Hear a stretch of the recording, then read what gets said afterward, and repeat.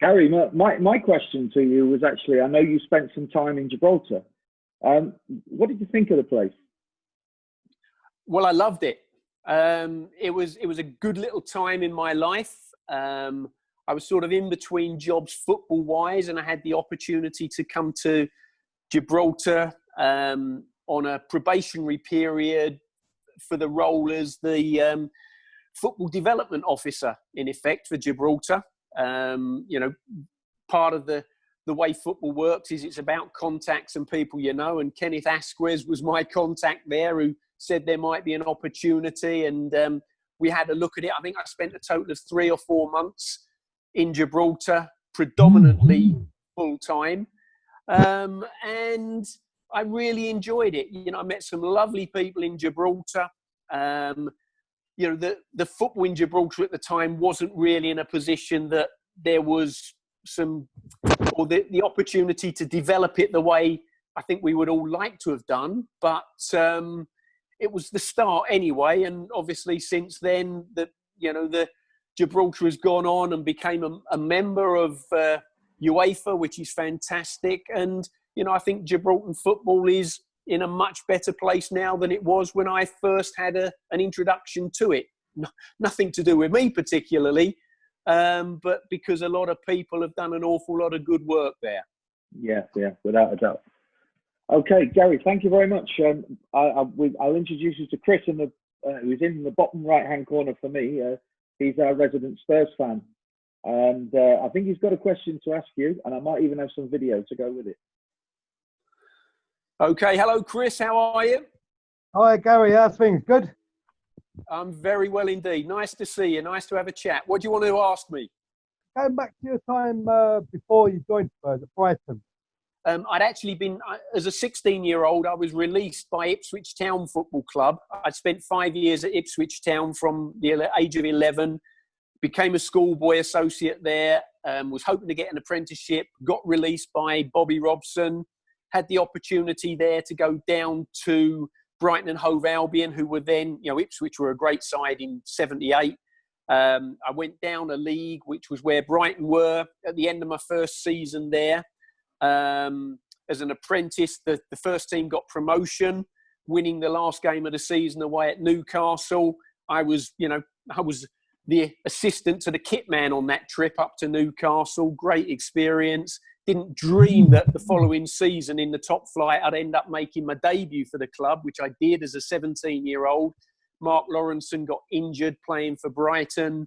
That meant that somebody from the reserve team had to play, and I was then playing as a 17-year-old in the reserves, and Alan Mullery, the manager, there's the Spurs connection. Alan Mullery said, right, I'm going to play you, and he threw me in, and I made my debut, ironically enough, against Ipswich Town at the old Goldstone ground, and Bobby Robson, a year later, was still the Ipswich manager. So just goes to show how quickly your fortunes can turn. Within just over a year from being released, I thought my career was maybe over before it started. I go to Brighton. It was a great decision to go there.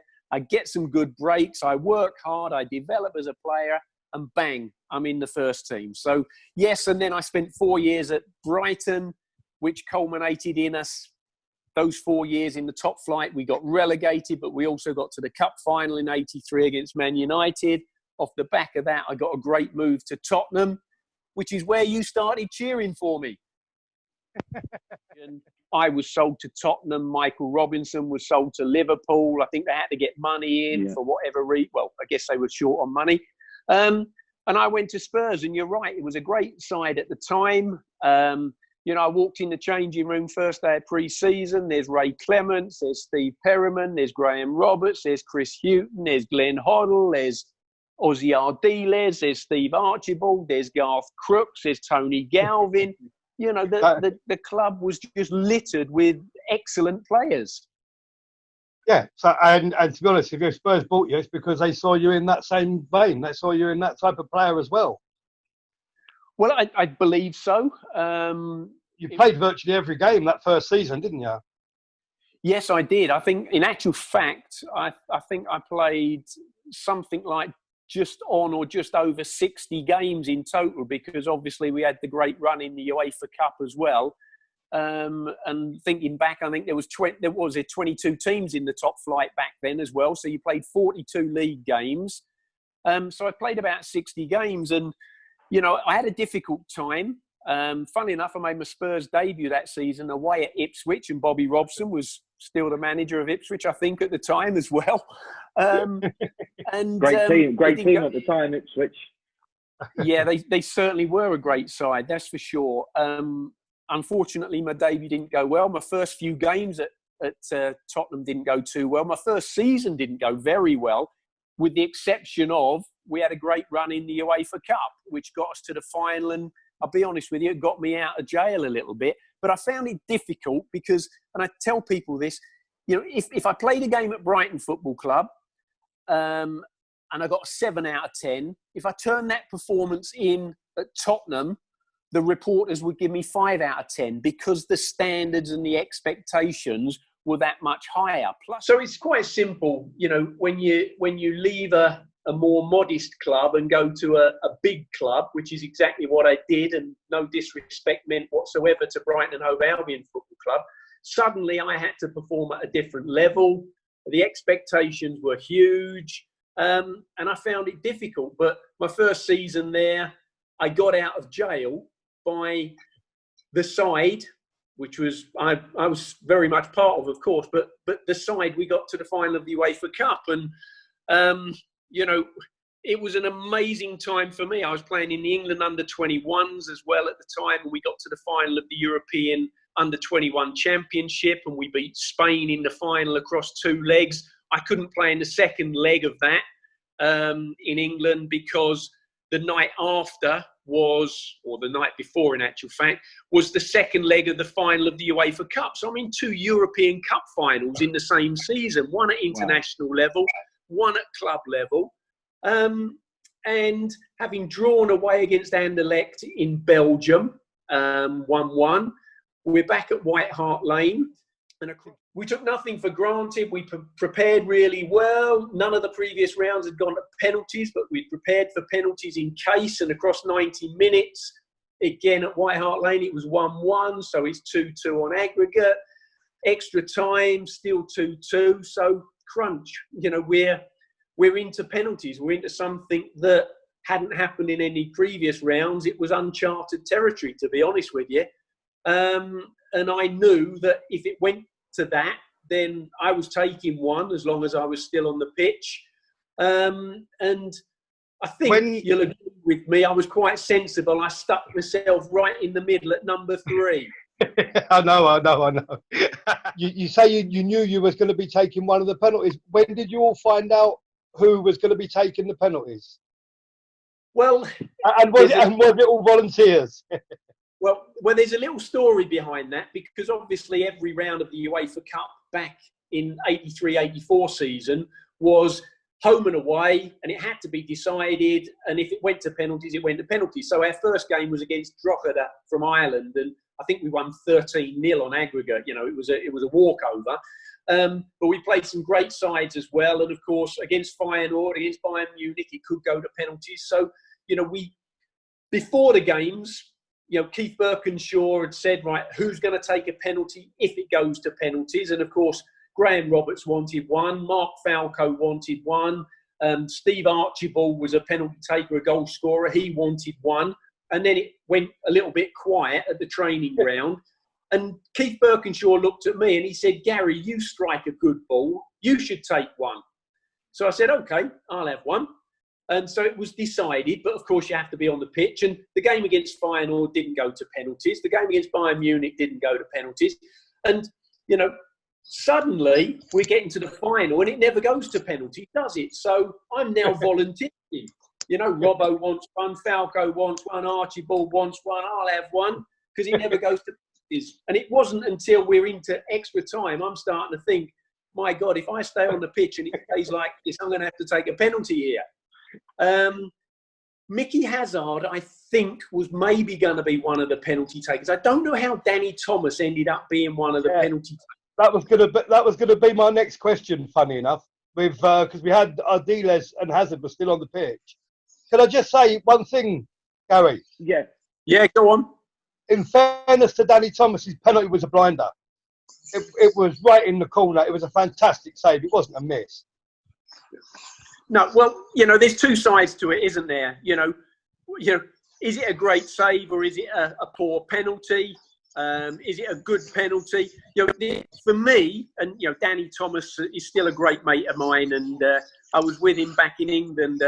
What was it? Even after that, summer, mate. in fact, I was with him back in England last summer, and Danny lives in America, and I'm based mainly in Southeast Asia now, in Thailand. So, you know, we don't see much of each other. But he will agree that the only good penalty is the penalty that hits the back of the net. Oh, yeah. You know, it truly is, isn't it? Because, you know, you are expected to score from a penalty. And I don't want to downgrade what we achieved, but it was actually easier to score a penalty back then than it is today. Because the rules back then, or the laws of the game back then, were that the keeper had to be on his line, which is the case today, but the keeper could not move until the ball was kicked. I really don't think he was expecting it, but you know, this is it. You know, who would have thought Stevens would have been playing in a UEFA Cup final wearing Glenn Hoddle's shirt? I was going to say, look at that, number 10. Hoddle's shirt. Playmaker, penalty taker. And yeah, as I say, what's one the thing that's keeper? important, and it has to hit the back of the net.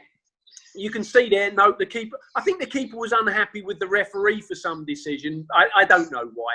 I really don't. But if I look back on that, can I just ask a question about penalties? Yeah.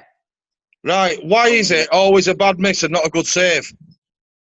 Well, yeah. We just touched on that. I'm a goalkeeper, and it does my head in.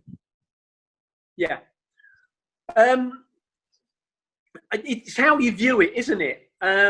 You know, I would say, even if the keeper makes a great save from one of my penalties, from my perspective, it's a bad miss, because from 12 yards and only the goalkeeper to beat, under no pressure as far as opponents are concerned, there's nobody trying to tackle me or prevent me from striking the ball, I really believe I should score. I only had sort of one thought in my mind while the penalties were being taken, while it was my go, after my go. That thought was, the only thing that I can affect is my penalty. So, you know, my thought process was on my method and what I was going to do, not about the outcome, not about anybody else. We always played against mates and stuff like that, but if we did something against them, we'd always give them a little rub on the head, unlucky son, or something like that, as part of banter.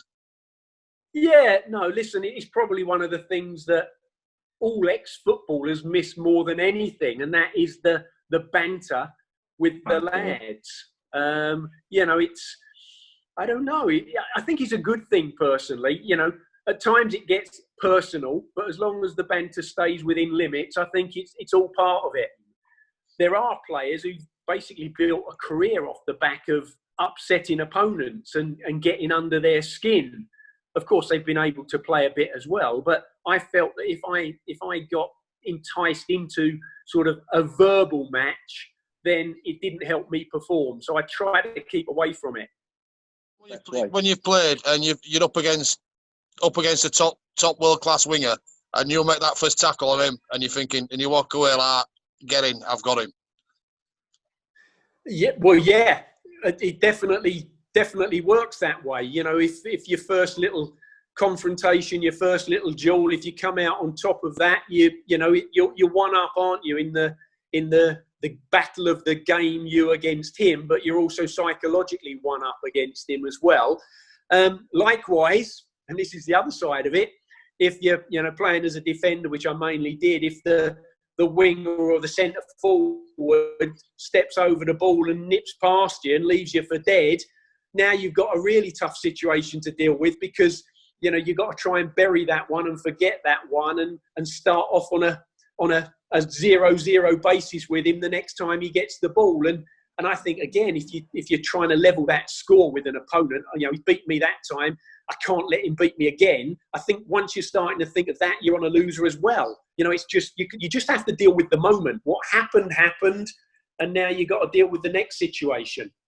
I can remember once playing for Spurs at Aston Villa. Mark Walters was playing left-sided midfield, left wing for them at the time. I was a right back at the time for Spurs. And it wasn't Keith Birkinshaw, it was one of his coaching staff, a guy called Robbie Stepney, who's sadly no longer with us. But Robbie came over to me and pinned up next to my kit a picture of this Mark Walters and said, that's who you're going to kick to pieces today. Now, in all honesty, that wasn't my style. But the good thing is that early into the second half, Villa actually substituted Mark Walters. So presumably I did the job right against him anyway. Gary, you played with a lot of very, very good footballers during your career. Who was the best player you played with? And who was the best opponent you played against? Wow. See, I always think it's difficult to compare players. How do you compare a goalkeeper with a centre forward, a defender with a creative midfield player? You know, I played at Spurs with Ray Clements behind me as a goalkeeper, and he was an outstanding keeper. I played for England with Peter Shilton behind me, and he was an outstanding goalkeeper. You know, if you go towards the other end of the park, you know, the season Clive Allen scored 49 goals for Spurs, 86, 87. He was the best finisher in the country, arguably one of the best finishers ever. But I also played with Gary Lineker at Spurs and with England as well. But I think if I have to nail my colours to the mast, the best player that I ever played alongside, I would have to say was Glenn Hoddle. And I'll tell you why I've gone Glenn Hoddle, because, you know, when you're sat in the stand quite high up on the halfway line and you're looking down on the pitch and you can see all the space and you can tell the players where they should pass it, where they should run, what they should do with the ball. Glenn Hoddle had that view of the game when he was at pitch level, when the game is flying all around you and there's 21 other players on the park and the ball's behind you and it's in front of you. Glenn could see from that position on the pitch what only other people could see from sat high up in the stand. So Glenn Hoddle for me was the best player that I ever played with, and probably the best player I ever played against. I think I'd have to probably go for Johan Cruyff. You know, the season we won the UEFA Cup with Spurs, Johan Cruyff was playing for Ajax. So we played, and I played against Johan Cruyff. So I would say he was probably the best player that I ever played against. That first 45 minutes against Feyenoord is probably the best 45 minutes of football I've ever seen from a Spurs team. We tore them to bits. Yeah, no, we were brilliant. Were we 4-0 up at half time, I think? Yeah, 4-0. 4-0. 4-0 up at half time, and it's hard to do it again. I think it finished 4-2, didn't it, the game in the end? Yeah. So they pegged us back a little bit. But yeah, I played in that game. I played as a central defender that night. I was in the Park Lane that night. Right, I can just remember in the first 45 minutes, absolutely, the team, we were outstanding, in particular Glenn Hoddle. And it was build up Glenn Hoddle against Johan Cruyff. And Johan Cruyff had his day a little bit more in the second half, for sure.